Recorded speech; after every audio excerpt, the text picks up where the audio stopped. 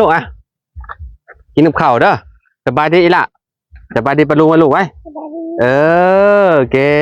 งเจ้ามาแต่ใช่ลูกมาแต่โรงเรียนอีล่ะเข้าห้องเลยลูกห้องปหนึ่งโอเคโอ้ว้าวได้ลายเนาะเราเก่งได้เนาะสาวคำเข้ามาพี่มากินกับลูกพี่ก็ได้แล้วกินนะอีล่ะกินข้าวแล้วบ่ลูกยังกินกับเป็นพี่เป็นน้องกันป่ะโดยลูกโอเคเอากินกับมันน้องน้อยเนี่ยก็ได้เนาะ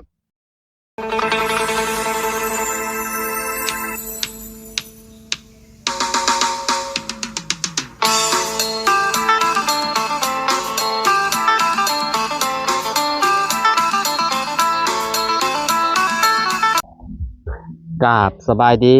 สวัสดีพ่อแม่พี่น้อง FC เบิร์สสุขูสู่คนมาว่าสิอยู่ในและกระต่างประเทศเด้อพี่น้องเด้อเนาะกันยินดีต้อนรับเข้าสู่ช่องบ่าวลาวสตูดิโอนะพี่น้องเนาะเอามื้อนี้พี่น้องครับก็เข้ามาหาทางน้องคำคือเก่าพี่น้องเลยเนาะมามื้อนี้บ่ฮู้ว่าเพิ่นเฮ็ดหยังอุคุลุกอยู่พี่น้องเลยเนาะก็ปุ๊เนาะบ่แม่นพวกกินเฮือนกินชานลาเบิดล่ะบ่พี่น้องเอ้ยเนาะไปเดี๋ยวเข้าไปหาน้องเพิ่นพี่น้องโดยพี่น้องเนาะต่อเฮ็ดหยังบ้านนี่พี่น้องเนาะพี่เนาะเอาไปมาแต่ไสน่ะสบายดีเด้อโดยพี่สบายดีน้องโดยเฮ็ดหยังนี่ช่วยกินทำความสะอาดโดยโอ้อนามัยเฮือนเนาะโดยมีหมดหลายบ่แม่นปวกกินเบิดแล้วบ่เฮือนแม่เจ้าน่ะโดยปวกกัดเซาเบิดเลยพี่น้องเนาะพี่น้องเนาะส่วนขี้เถ้าออกเนาะโดยลูกสาวไปโรงเรียนโดยเว้านำอยู่บ่ลูกสาวก็ได้ทีมงานเข้ามาเมื่อวานนี่ทีมงานเข้ามาหลายบ่เมื่อวานโดยบ่ปากบ่เว้านำเลยบ่เพ่งไห้บอกก็บ่ไห้บอกให้มีแต่ไห้บ่โดยโอ้พี่น้องเนาะจะเพิ่นมีปมในใจเป็นแบบใดนี่เนาะลูกจ้ะเนาะโดยมันบอกกานะอ้ายบ่อายก็แบบว่าก็เว้านำนี่ฮะก็ได้ดอกเนาะพี่น้องแต่ว่านี่คือแบบน้องเพิ่นแบบว่าแบบบ่เว้านำเลยหั่นน่ะโดยแบบว่าเงียบแล้วก็มีแต่ให้อย่างเดียวหั่นน่ะแม่จะไปใช้สารเสาค่ำแม่ไปแล้วเราจะไปทางใดแล้วปวกกินเบิดแล้วเนาะโดยเสามีหมดบ่เหลือแล้วแบบนี้น่ะหมดแดงหมดอันเดหมดงามกินข้าวกับหยังกินกับนั้นมกหน่อไม้เอามกหน่อไม้โดยมกหน่อไม้หามาเองบ่โดยมื้อเช้านี่มกแล้วก็ไปหาวานนี่มกมื้อเช้าไปทอกนักก็พอนั่นอยู่ได้เนาะก็พอกินอยู่ได้มกหน่อไม้พี่น้องโดยบ่มีแนวกินเดียวบ่มีแนวกินบ้านนอกบ้านนาเฮาเนาะโดยฮ้อนๆบัดนี้การเขียดได้อยู่บ่ซะแถวนี้บ่ได้ไปได้อยู่ก็จะไปหั่นน่ะการเขียดบ่เป็นจะบ่เคยไปก้านบ่เรียกว่าเคยไปก้านคนบ้านนอกบ้านนาเฮาก็มีเขียดน้อยแม่นก็ไปก้านเขียดน้อยหั่นแหละเขียดใหญ่บ่มีเคยไปอยู่แต่บ่ได้ไปเพราะว่าแกงเขียดใส่ผักนอกนี่ก็แซ่บอยู่ได้โดยเคยอยู่บ่สมเจ้าโดยเคยมันฮ้อนๆบัดนี้มันน่ะคือสิออกหลายอยู่เพราะว่าเขตสมเจ้ามันน่าสิมีเขาโดยมีแถวจักสิว่าจังได๋พี่น้องแถวชายห้วยนี่นะแถวชายห้วยชายห้องมันแบบมันสุ่มๆมันออกให้กินน้ำหมอกเนาะโดยสิมางเลยบ่นี่ได้บ่บ่ได้มางแกะออกแล้วก็เอาออกที่เท้านี่เด้ตะกี้แต่ก่อนคือแบบดังไฟอยู่นี่เนาะโดยบ้านนี้ละพูดเฮ็ดต้นไม้เดี๋ยวไปดังอยู่พุ่น มีต้นไม้แล้วไปดังอยู่พุ่นเนาะ โดย บ้านนี้เนาะโอ้เราเคี่ยวหมากผมได้ที่แม่จ้ะเนาะ โดยเคี่ยวหมาก แกงคูนได้พี่น้องเนาะ โดย โอ้ตะกี้แต่ก่อนคน โดย ตะกี้เนาะ โดย เคี่ยวหมากเนาะ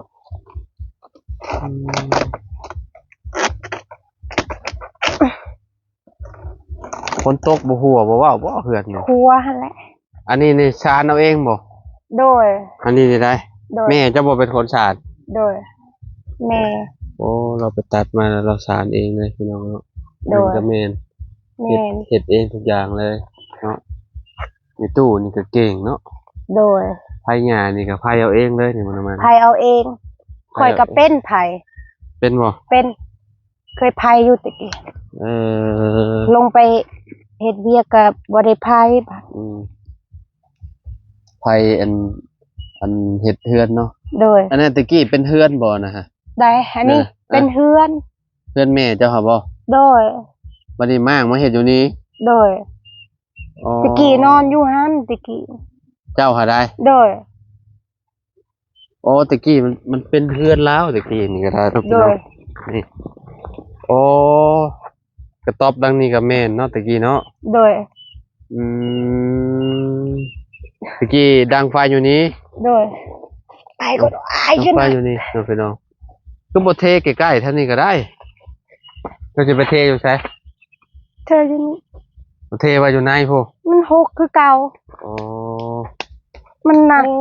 สภาพ เอาไปบ่ได้ เนาะโอ้ เอาไปก่อน อ่าดังแห้งบ่ หนัก อืม มัน เดี๋ยวเราจะเอาใส่ลาย หนูชิมก่อน โอ้คือมีซองสั้นบ่จักส่งบ่จักชิ้น เอา มันว่าขอสิจับซอยคนจนหนึ่งมะ ไปถอกอยู่พุ่นก็ได้ เฮ้ย พูดไป ถอกอยู่ไส ไปปลาพี่ โอ้ถอกอยู่แถวนี้เนาะ โดย ไปถอกข้างนี้ก็ได้ ไปโอ้ถอกไกลแท้นี่ เอา เอา ถอกอยู่นี่ เอาลง ไปดู เออโอ้โอ้ยพี่น้องเอ้ยเนาะ มันมีแต่ปลวกกินมาแล้ว ตัวน่าจะว่าดีกว่าตัวนี้บ่จักเขาว่ะดี ปล ก วก ว่า กินแล้วตอนนั้น ฮะ มีปลวก พวกกินแหละ โดย อืมมีเสาดีๆคืออยู่นี่เนาะ โดย มันคือแบบ มันเป็นเสาแบบพังอยู่ในดินแต่พี่น้องเนาะมันลดจากยากเลยคะแนนโตที่มันโบแกนนี่คือแบบ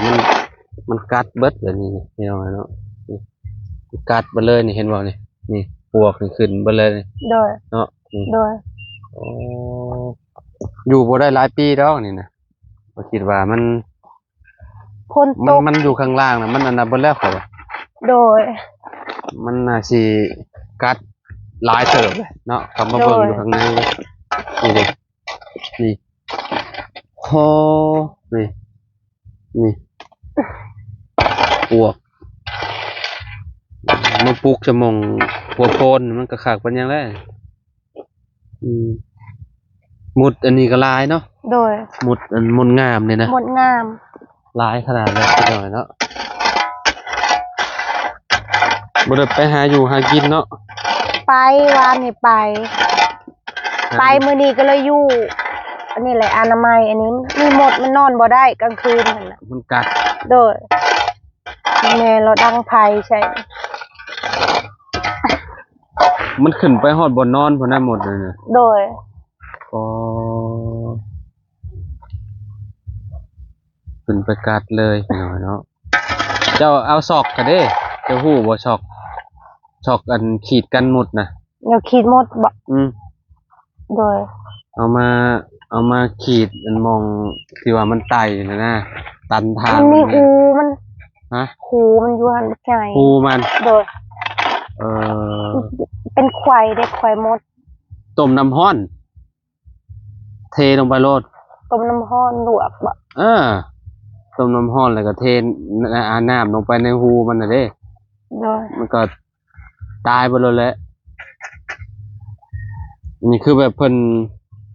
เอาอนามัยออกมองหมดมองอหยังมันเต็มอยู่นะพี่น้องเนาะแบบ ว่ามัน หักแหละ เนี่ยพวกอ๋อรู้สึกเจ้าไปอัน ชานบ่เป็นได้นี่ เอาคัดไปคัดมาได้เอาเพบ่ละบาดเนี่ยเอ้าสิปิดบ่ได้แล้วบาดเนี่ย สิแกะออกแล้วนี่ ลองชานบ้างรูปบาดเนี่ยมันหลุดออกมาเลย ชาน ชานเป็นอยู่บุ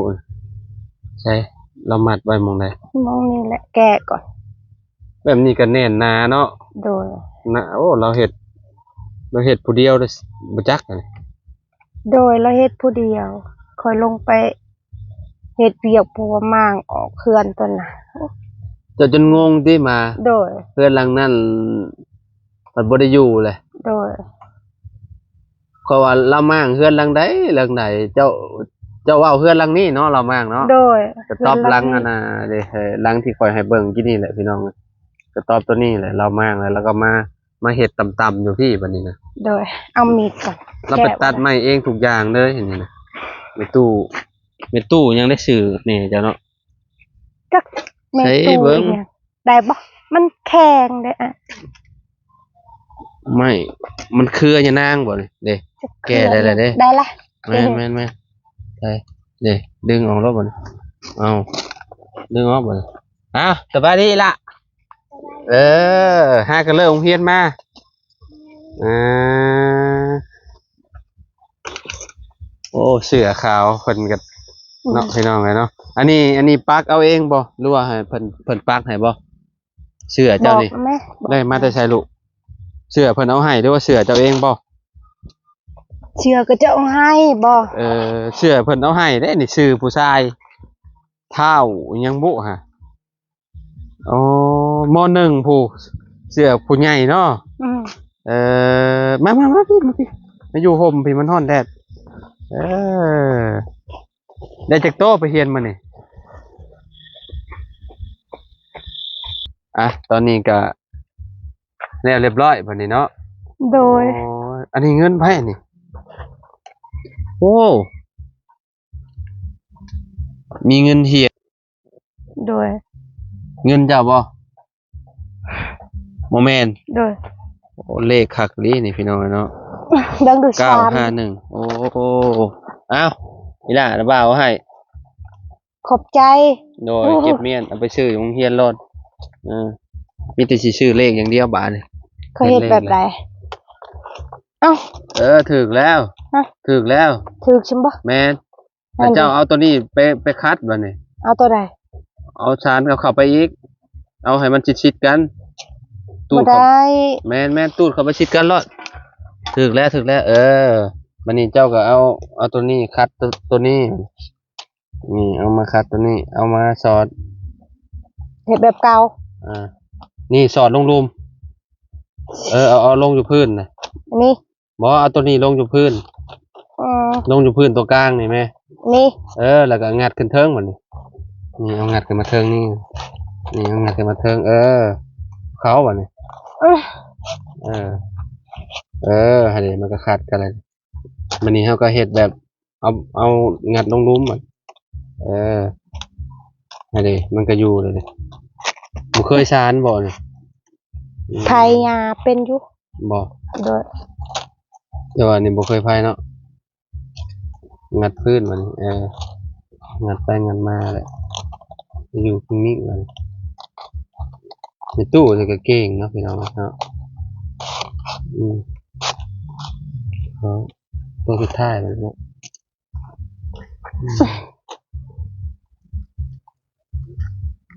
คิดได้วะ ลงพื้นแล้วถือ อันนี้ แล้วก็งัดลงพื้นยศมันแล้วเรียบร้อย ปิดคือเก่า พาปิด เอาแนวตั้งบ่ มีแนวหมัดกับหมัดเอาก็ได้ทั่วแล้วฉัน มัดเข้าไปแบบนี้เนาะปิดเมียนนอนกลางคืนบ่ย่านบ่เจ้าครับ ยานอยู่ เจ้านอนจักคน 3 คน ลูกเจ้าแล้วก็แม่เจ้า โดย อีหล่ายังบ่ได้กินข้าวมาบ่ลูกกินข้าวแล้วบ่ยังบ่ได้กินแม่มีหยังให้กิน มีหมกหน่อไม้ไปกินไปนะ กินข้าว มุงหน่อไม้บ่ โดย เออกินเบิดแล้วบ่มีซะ ยัง อ๋อแล้วว่าบ่มีเขาสิเอาให้มีอยู่มีอยู่ในรถนะ ยังอยู่ เดี๋ยวไว้เนาะ ช่วงฮอ อืมมีอยู่2ห่อบ่ โดย อือเจ้ามากกินบ่มีใช่ละ โดยไปนะ มากเนาะเอาน้อยเอามีมาให้หน่อยน้อยในรถน่ะเอามาจัก4-5ห่อเด้อให้บ่าน้อยเอามีมาให้ บาดมือ โอ้ของเจ้าเอามือไปอันนั้นมันก็บาดแล้วแหละมันเป็นไม้อันนี้มันคมเลย เช่นใน นี่ก็ ยู พี่น้อง นี่ มัน นะ ปิดเมียนเนาะ พอแล้ว พอแล้ว อันเครือกับมันขาดบ่แหละพี่น้องเนาะมื้อนี้เฮ็ดบอนครัวนี่เพิ่นพี่น้องเนาะทางเสาคำเพิ่นเนาะได้มุกดอกไม้เป็นแบบใดเสาคำ หึ เจ้ามุกน่ะเป็นแบบใดว่ามันมุกดอกไม้เจ้า เบิ่งอยู่ดิ โอ้คักเลยนี่ก็ได้เนาะปิดเมียนวันนี้เลยพี่น้องเนาะ โดย อืมเอาบ่น้อยเนาะเอาโดยมาขอบใจละลายเอามาให้น้องอันนี้ก็เอาให้ละโดยเอาไปลวกกินนะลูกเด้อไม่ใช่มุกดอกไม้โอ้ หมกหน่อไม้ มุกหรือมอกใส่ใบยังนี่ ใบจำปา เอาคือสิแตกต่างกันแท้ กินได้ บ่อยู่หมู่บ้านคอยผัดอันนั้นได หมกเชง มุกใส่ใบตอง โด ตอย งตองกล้วยเด้ โดย ใบตองก็มี แต่อันนี้คือมุกใส่ใบจำปา มันแซ่บกว่าใบตอง เอาแม่นบ่ โดยกินแล้วก็ได้ กินใบตองกับใบจำปานี่ก็ได้ โดย แม่นบ่ โดย บ่เคยได้นี่ ไม่เคย ไม่ใช่เอามาเปิดใส่อันนี้แล้วบังดูค่ะบ่เอาอันเจ้าเอาอันนั้นรถเอาใส่ เอา ใส่ จาน หยังวะ เอาจานก่อน ใส่จานรถแต่ บ่ ล้าง เคยเลยได้พี่น้องเอ้ยเนาะแบบว่ามุกอันใส่ใบจำปาคือเราเว้านี่พี่น้องเนาะนี่ เด้ ใบจำปา บ่แม่นเบิดแกะ ครั้งแรกเลยได้นี่งานกะจีเฮ็ดพี่น้องเอ้ยเนาะพี่น้องเอ้ยเนาะโอ้หน้าตาเป็นนี่น้องๆเนาะ โดย โอ้เป็นแต่แซ่บแท้นี่เราค โดยกินบ่ ำโอ้อยากชิมอยู่ได้นี่ มุกจะใบจำปาพี่น้องเนาะ กิน ครั้งแรกเลยอัน โดย เบิ้งสีชิมลองเบิ้งพี่น้องเนาะเบิ้ง พอว่าหมกเดียว พอบ่ได้กินหลายปานนั้นชิมมึงก่อนโอ้พี่น้องครับทางนี้ก็มีบ่ผักขะแยง บ่มีแซ่บบ่ แคบใช้ได้พี่น้องเนาะเจ้าใส่หยังนี่ ใส่หัวจิงไคร้แล้วก็ใส่ปลาแดก ใส่หัวจิงไคเนาะ โดย เพราะ ยา ว่ามี นาง กลิ่นหัวปิ้งหัวจิงไคแล้วก็ กระเทียม แค่ ใส่ นั้น หน่ นะ อยหนึง ใส่กระเทียมน้ำเนาะ โดย เนาะ โดย คักพี่น้องเอ้ยเนาะหอม มีกลิ่นหัวจิงไคแล้วก็ มี กิน ผักอีตูนำได้ กลิ่นกระเทียมแล้วก็มีผักอีตูน้ โดย ำหอมกุ้มๆพี่น้องเนาะคักอยู่เดี๋ยวเอาให้อีหล่ากินกับข้าวล่าลูกกินกับข้าวเด้อสบายดีอีหล่าสบายดีปะลุงมาลูกไว้เก่งเจ้ามาแต่ใส่ลูก มาแต่โรงเรียนอีหล่าเข้าห้องได้ลูกห้องปหนึ่งโอเก่งโอ้เว้าได้หลายเนาะเราเก่งได้เนาะ โดย สาวคำเข้ามาพี่มากินกับลูกพี่ก็ได้มากินอันน่ะอีหล่ากินข้าวแล้วบ่ลูกยังกินกับเป็นพี่เป็นน้องกันบ่ โดยลูก โอ อา เค เอากินกับ ลูกอาย กินกับน้องน้อยเนี่ยก็ได้เนาะให้เพิ่นกินน้ำกัน ดู เนาะสัก ดี คำเนาะ โดย นางหยังก็ ดูดี โอ้น้องหนูดีเนาะลูกจักปีละอีหล่าเจ้าจักปีละลูก7 ปีขึ้นมาพี่มากินน้ำกันพี่ มากิน ขึ้น ข้าว ขึ้น นะ มากินนี่นางน้อยเดี๋ยวมากินพี่ลูกเอาเป็นกินอยู่เทิงพี่เสียดายบ่เดี๋ยวอันดาบ่าวสิเอาอันไว้ให้ได้ลูกเด้อ โดยว่ะ โอเคมากินข้าวก่อนเนาะพี่น้องเนาะ มากินนะ ให้น้องๆเพิ่นกินข้าวก่อนกินกับมุกหน่อไม้ ล้าง กิน ได้ นี่ มือ ซิมึงแล้วกินนี่พี่น้องเนาะ ล้างได้มือนะไป ซิ ล้าง มึงแล้ว ไป แซ่บๆพี่น้องเนาะครั้งแรกเลยพี่น้อง เพิ่นบุกมุกใส่ใบจำปาบ่ โดย ใบจำปาเฮาก็บ่เคยกินจักเทื่อ โดย ก็โอเคพี่น้องเนาะห้องปลาลูกกินข้าวได้ไหมลูกกินข้าวนำกันเด้อจ้ะ มองดูห้องงามๆเดี๋ยวไป ห้องปลาลูก กิ กิ น นน้ ข้าวเด้อ ำกินข้าวน้ำอีหลาเด้อจ้ะห้องปลาลูกกินข้าวเลยลูกห้องกินข้าวในห้องปลาลูกกินข้าวในมาเด้อปลาลูกกินข้าวน้ำอีหลาจ้ะน้ำอีหลาเด้อเพิ่นว่ายังบ่เป็นพี่น้องเนาะก็กินนั่งกินเนาะเจ้ากินแล้วบ่ โดยกินแล้ว โอ้กินแล้วเนาะ โดย กินกับมุกแล้วเนาะ โดย มุกเขียดพี่น้องเนาะยามนี้ใส่ผักอีตูใส่หมักพริกพี่น้องเนาะหมักพริกอันดิบนะคักอยู่ได้เนาะมุกเขียดน้อย คันมีกระแซบมุก ครั้งแรกพี่น้องเนาะที่นี่แหละลองชิมเบิ่งพี่น้องก็แซ่บอยู่ได้เนาะ โดย มันบ่มีอยู่ใบตอง แต่ว่ามันไกลก็เลยบ่ได้เอา ใบจำปาแซ่บกว่า ยะนาง โดย มีลายบ่แถวนี่ใบยะนาง โดย มี อ๋อเขตจำเจ้ายังมีอยู่เนาะ โดย แต่ว่าเขตแถวบ้านเกงจอกเกงจองก็เจ้าแกงก็คือแบบก็เจ้าแบบใส่น้ำธรรมดา บอก แต่ว่าก็เจ้าบ่ได้มียานางใส่นะ โดย แถวนี้มี พวกหยังนะ ปลาเบี้ยมิกแถวนี้มี อืม เป็นอี จั แม่ กมื้อจะมากินแกงหน่อไม้ก็ โดย เจ้าเด้อ โดย อยากกินแกงหน่อไม้อะไรได้บ่ได้กินตั้งแต่โอ้โมเมนต์เป็นเดือน2เดือนแล้วบ่จักพี่น้องอะเนาะแกงหน่อไม้หั่นนะ โดย มามื้อนี้มาอันจิ้มที่มือลาวรถโอ้หิวข้าวตามเลยบาดนี้เนาะแซ่บบ่นี่ล่ะ แซ่บเจ้าเด้แซ่บคือกันอาหารมีสำนี่เนาะ โดย คือบ่ลวกไว้ให้ลูกนะจ้ะ กินบอ บ่ ก มีไฟบ่ โดยคันอยากกินกระดังไพเอากินบอก กินนี่อะไรกันยัง อืมแม่ก็ถามผมกินบ่พี่น้อง เอา เออ กินกระลวกให้กิน กินก็สิลวกให้กินเนาะ กินบ่ดูดิเราบ่กิน น้องดูดีก็ยังบ่อยากเนาะลูกเนาะบ่เป็นหยังจ้ะเนาะบ่แรงจังกินก็ได้เนาะเออ กินแมลงอีก มื้อแรงก็มีอีกคาบหนึง โดย เนาะตอนเช้าตอนเที่ยงตอนแรงกิน3คาบเลยคนเฮานี่พี่น้องเนาะหลายคาบขนาดเลยแต่กินคาบเดียวนี่รวยเด้เนาะ โดย รวยและหาเงินกินคาบเดียวนี่เสียแต่เงินคาบเดียวน่ะ โดย แต่อันนี่กิน3คาบบ่ได้แม่นแต่3คาบได้บางคนน่ะ โดย กินได้ตลอดพี่น้องเนาะ โดย ไปซะเดี๋ยวขอโตวก่อนพี่น้องเดี๋ยวเอาไว้มาให้น้องดูดีก่อนพี่น้องชื่อดูดีเหรอวะ โดย อ๋อสื่อน้องดูดีเนาะ โดย เขียน คำอ้าวดู เขียนเก่งอยู่บ่อีหละบ่ได้ละบ่เขียนเป็นอยู่บ่หนังสือน่ะเป็นแต่ว่าอ่านบ่ออกโอ้ลาเจ้าได้โดยเป็นเด็กน้อยโดยเอาเด้อ โดยไปโดย เออ โดยงาม โดยเนาะหน้าตาเพิ่นก็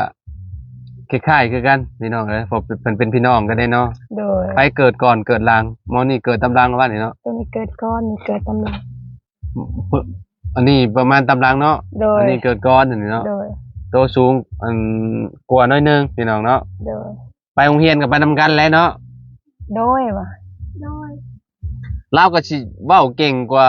น้องน้อยเพิ่นอยู่นี่เนาะ โดย แม่เราก็เว้าเก่งบ่แม่น้องหนูดีนี่ธรรมดาบ่ โดยธรรมดา เออแต่ว่าเราก็กล้าแสดงออกเลยพี่น้องเนาะกล้าก็ว่ากล้าจ้ากล้าล้มพี่น้องเนาะเจ้าก็ย่านบ่เนาะบ่าวถ่ายคลิปเจ้าเนี่ยบ่ย่านบ่โอ้ โดย ว่าผู้ใหญ่อย่าว่าเจ้าว่าโดย โดยเอาเด้ออีหล่าเด้อลูกเด้อ โดยเอาเด้อ โดยเหรอวะ โดย โอ้พี่น้องเนาะซะเดี๋ยวขอจบคลิปกันเด้อพี่น้องเด้อนอกจากนั้นก็ขอบคุณพ่อแม่พี่น้อง FC เพื่อทุกคนเนาะมื้อนี้ก็เข้ามาหาครอบครัวทางสาวคำคือเก่าพี่น้องเนาะ ทางแม่ตู้เพิ่นก็บ่อยู่พี่น้องเนาะเพิ่นไปไสบุสาวคำเว้าพี่น้องกินนี่เนาะไปหาอ ไป ยู่หากิน ยัง บ่ เกาะไปหามดแดง หาไข่มดแดงเนาะ โดย คือ วา ไข่ น มดแด นี้ ง ค่อ มาย ขาย ก็ บ่ ไปโดย ได้บ่ วานนี้เพิ่นข่อยไปหาหน่อไม้เพิ่นไปมื้อนี้เพิ่นอยากไปข่อยให้ มื้อ อ นี้ ยู่ เพิ่น เรื จะ อน ไปหาชูไข่มดแดง โดย อ๋อคือสิได้อยู่ดอกพี่น้อยเนาะเพราะว่ายามนี้มันก็เป็นยามไข่มดแดงอยู่แล้วเนาะ โดยมีแต่แม่อยู่ อืม แม่มันมีไข่อยู่พุ่นแหละไข่มดแดงค่ะ ก็คือเอาแม่มดแดงมาขั่ว โด กิน ย เออ ขั่วก็ได้ไปขายกะเจ้าก็ซื้อก็จะต้มใส่ปลาอย่างนั้นน่ะ แม่นได้ต้มใส่ปลาคอเนาะ โดย สุดยอดแล้วพี่น้อยเนาะ โดย เพื่อนชาติร้านแป้นเพิ่นก็สิประมาณนี้แหละพี่น้อยเนาะยามฝนตกนี่ข้อยคิดว่าย่านพากันบ่มีหม้องอยู่เขาเบิ่งนำมานี่เนาะตอนนี้มันยังอ่าบ่แม่นยามฝนแท้พี่น้องเนาะ โดย เพิ่นว่ายามฝนแท้นี่บ่ฮู้ว่าเพิ่นสิพากันมาหลบอยู่ไสนี่เนาะ โดย เจ้ากับกะว่าสงกรานต์แล้วนี่ว่าสิไปหาเฮ็ดเวียกใหม่บ่ โดยไปแล้วบ่มี อิ่มแล้วบ่น่ะอิ่มแล้ว โดยว่ะ อ๋ออีหล่าก็อิ่มแล้วโอ้อิ่มไวอีหลีนี่เนาะกินข้าวน้อยเดียวนึงพี่น้อยเนาะกินน้ำแบบนี้เลยบ่ โดยว่ะ อ๋อ โดยบัดนั้น โดย น้ำสร้าง โดยน้ำสางอยู่พูนไก่ไปตากอยู่พุ่น เออมันเป็นน้ำอะไรอย่าง มันเป็นแบบนำนองแล้วมีทอเด้น้ำเนี่ยหั่นกับต่อใช้ทอเอาเด้ มันออกบ่บ่ โดยมันออกบ่อมันบ่บกเลยในน้ำอยู่หั่น มันไหลออกตลอดเนาะ โดย มันก็สะอาดอยู่แล้วว่าพากัน โดย ทำความสะอาดอยู่แล้วว่า โดย เออ คันยามแดดนี่เฮาอาบแบบเย็นบัดยามหนาวนี่อุ่นคือน้ำต้มนี่นะ เออแม่นแล้วมันอายเด้มัน โดย อายขึ้นเด้ไปสนามบ่าวกับป้าเลยเด้อบัดนี้เด้อ โดย เออ ขอบ เกียน ใจ เก่ง ด้ ได้ วย ล่ะเด้อมื้อหน้าน่ะบ่าวสิเข้ามาลิ้นน้ำใหม่เด้อ โดย อยู่ดีมีแฮง โดย เดี๋ยวเอามีน่ะบ่าวเอามีมาให้ได้ล่ะเด้อ โดย โดยโอเคสบายดีเด้อสาวคำเด้อสบายดีปะลุงไว้สบายดีสบาย เด้ โอ อ เคสบายดี โดย เอา กับแกละลาย โดยคือกันเนาะ โดย